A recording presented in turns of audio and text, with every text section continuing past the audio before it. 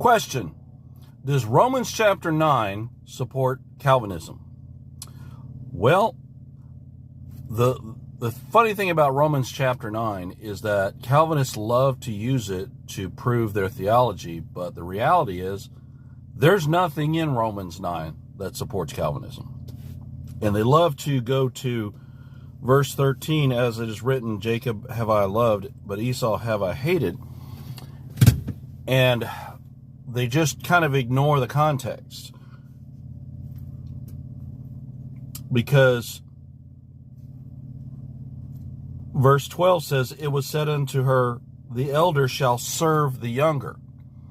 That's not saying anything about either Jacob or Esau's eternal salvation.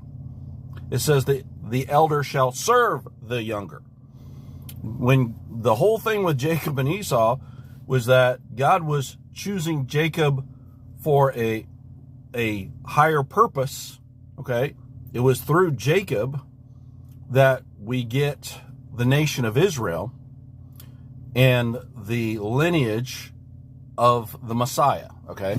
So Jacob had a very special purpose, calling, whatever you want to refer to it as, and he had a special role to play in God's plan, okay?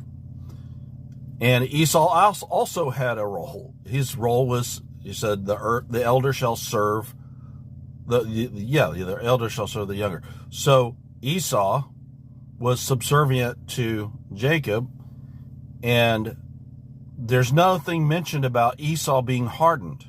If anything, God softened Esau's heart because he wanted to kill Jacob, but God worked in the situation so that there was actually a reconciliation between Jacob and Esau.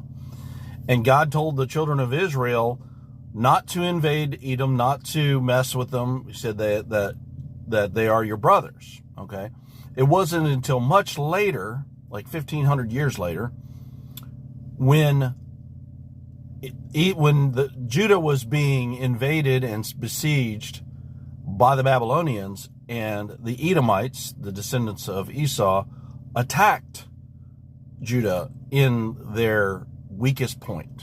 And that's what incurred the anger and consequences from God on the Edomites, okay? But it was temporal consequences, okay? It's not even mentioning eternal salvation or damnation in any of that, okay? And hardening doesn't get mentioned until he starts talking about Pharaoh, and that's a whole other video. All right, talk to you soon.